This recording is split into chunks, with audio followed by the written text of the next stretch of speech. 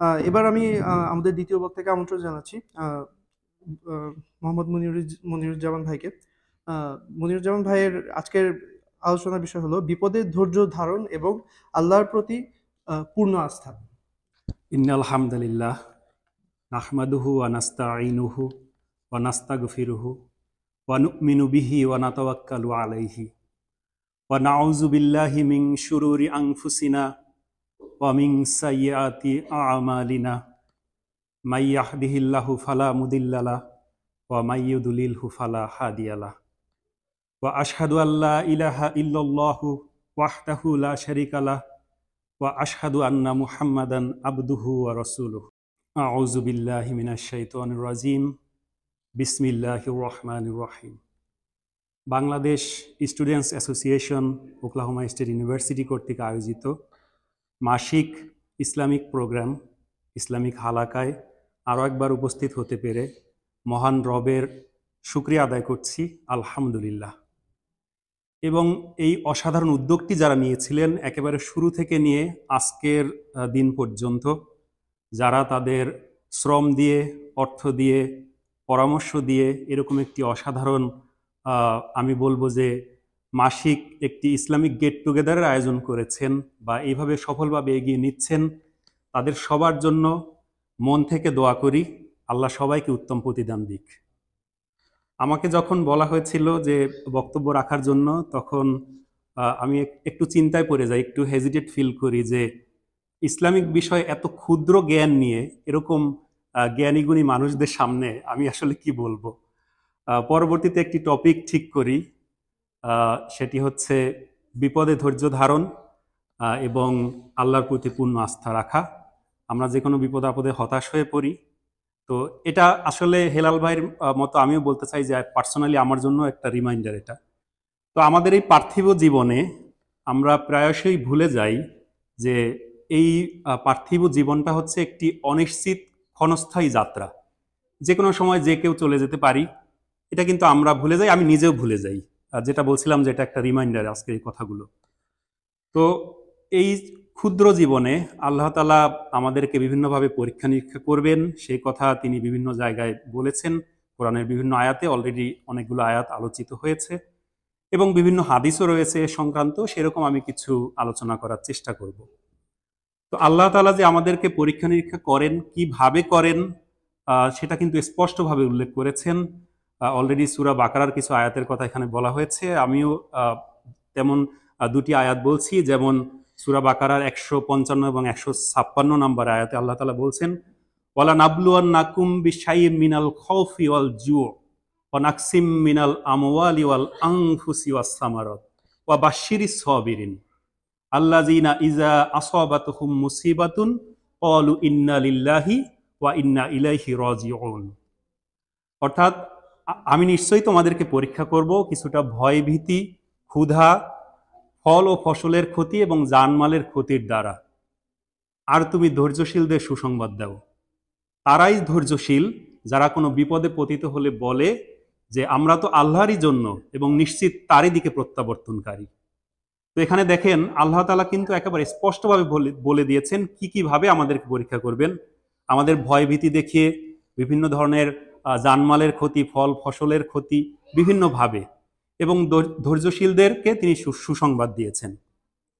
এছাড়াও সূরা আনকাবুতের 2 নম্বর এবং 3 নম্বর আয়াতে আল্লাহ বলছেন যে মানুষ কি মনে করে যে আমি ঈমান এনেছি বললেই তাদেরকে ছেড়ে দেওয়া হবে, অথচ তাদেরকে পরীক্ষা করা হবে, যেমন পরীক্ষা করা হয়েছিল তাদের পূর্ববর্তী লোকদেরকে। সুতরাং আল্লাহ শুধু আমাদেরকে যে ইবাদত বন্দেগীর জন্য পাঠিয়েছেন আর আমি বললাম যে আমি ঈমান এনেছি সেখানেই শেষ নয়, বিভিন্নভাবে আল্লাহ তাআলা পরীক্ষা নিরীক্ষা করবেন। এবং এই পরীক্ষা নিরীক্ষা করার সময় যেমনটা হয় আর কি, পার্সোনালি আমার ক্ষেত্রে বহুবার হয়েছে, যখন কোনো বিপদ আপদ হয়েছে হতাশ হয়ে পড়ি আমরা সাধারণত, খুব বেশি হতাশ লাগে এবং খুব বেশি বিমর্ষ হয়ে যাই। এই তখন কিন্তু এই কোরআনের আয়াতগুলো আমাদেরকে অনুপ্রেরণা যোগায় ধৈর্য ধরার। যখন কোনো মানুষ কোনো ধরনের বিপদে পড়ে তখন তাকে সান্ত্বনা দেওয়ার জন্য অসাধারণ একটা কোরআনের আয়াত আছে, সেটি হচ্ছে সূরা আত-তাওবার 111 নম্বর আয়াতের প্রথম অংশ, ইন্নাল্লাহ হাশতারা মিনাল মুমিনিনা আনফুসাহুম ওয়া আমওয়ালাহুম বিআন্না লাহুমুল জান্নাহ আল্লাহ ইমানদারদের কাছ থেকে তাদের জান এবং মাল জান্নাতের বিনিময়ে কিনে নিয়েছেন। আমার মনে হয় এর থেকে সুন্দর কথা আর কিছুই হতে পারে না, যে কোনো বিপদগ্রস্ত ব্যক্তিকে সান্ত্বনা দেওয়ার জন্য। আল্লাহ তাআলা ইমানদারদের কাছ থেকে তাদের জান এবং মাল জান্নাতের বিনিময়ে কিনে নিয়েছেন। অর্থাৎ আপনি যদি নিজেকে ইমানদার দাবি করেন, তাহলে আপনি যদি কোনোভাবে ক্ষতিগ্রস্ত হন, তাহলে আপনি এভাবে ভাববেন যে আমার জান এবং মাল, আমার সবকিছু তো আল্লাহর জন্য, তো আল্লাহ দিয়েছিলেন, আবার আল্লাহ নিয়ে গেছেন, সুতরাং এটা নিয়ে তো আমার হতাশ হওয়ার কিছু নেই, তার বিনিময়ে তো আল্লাহ আমার জন্য জান্নাত রেখেছেন। তো এটি একটি অসাধারণ একটা কথা আসলে। তো এটা আমি ব্যবহার করি বিভিন্ন সময়ে আমার নিজেকেও সান্ত্বনা দেওয়ার জন্য এবং যে কোনো মানুষকে।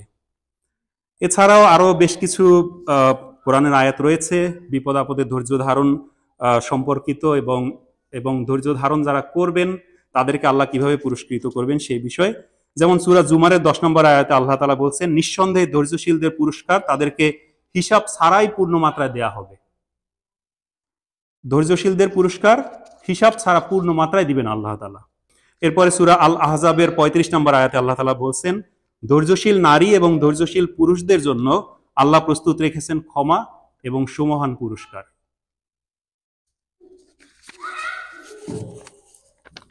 এরপরে বেশ কিছু হাদিসের উদ্ধৃতি দিচ্ছি আমি।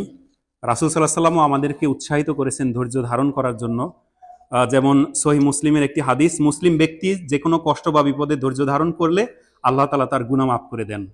যে কোনো ধরনের কষ্ট, যে কোনো ধরনের বিপদ আপদ আমাদের উপর আসলে সেগুলো যদি আমরা ধৈর্য ধারণ করে সহ্য করি, আল্লাহর উপর পূর্ণ আস্থা এবং বিশ্বাস রেখে, তাহলে আল্লাহ তাআলা কি করবেন, আমাদের গুনাহসমূহকে মাফ করে দিবেন।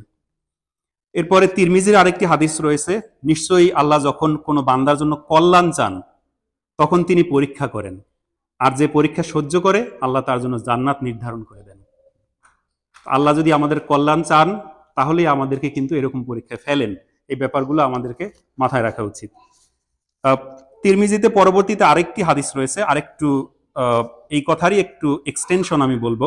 যখন আল্লাহ কারো কল্যাণ চান তখন তিনি তাকে পরীক্ষা করেন, যে এতে খুশি থাকে, এই পরীক্ষায় যে খুশি থাকে তার জন্য আল্লাহর সন্তুষ্টি, এবং যে অসন্তোষ প্রকাশ করে তার জন্য আল্লাহর অসন্তুষ্টি। অর্থাৎ আল্লাহ যখন আমাদেরকে এভাবে পরীক্ষা নিরীক্ষা করবেন বিভিন্ন বিপদ আপদ দিয়ে, তখন যদি আমরা আল্লাহর প্রতি সন্তুষ্ট থেকে ধৈর্য ধারণ করি তাহলে আল্লাহ আমাদের উপর সন্তুষ্ট থাকবেন। আর আমরা যদি অসন্তোষ প্রকাশ করি, যেমন শুরুতে বলছিলাম হতাশ হয়ে পড়ি, তো এরকম যদি হয় তাহলে আল্লাহ আমাদের প্রতি অসন্তুষ্ট হবেন।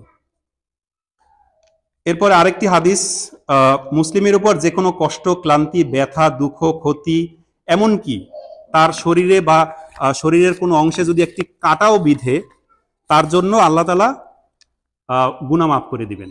অর্থাৎ আমরা আমাদের চলার পথে আমাদের পায়ে যদি একটা কাঁটাও বিধে, সেই যে কষ্টটা পাবো সেটা যদি ধৈর্য ধরে সহ্য করি, তার জন্য আল্লাহ তাআলা গুনাহসমূহকে ক্ষমা করে দিবেন। এটা তো গেল যে বিপদ আপদে ধৈর্য ধারণ সংক্রান্ত কথা। আরেকটি ইম্পর্টেন্ট ব্যাপার হচ্ছে যে অনেক সময় আমরা কিছু একটা আশা করি, প্রত্যাশা করি, আমরা হয়তো ডিজার্ভও করি, কিন্তু আমরা সেটা পাই না।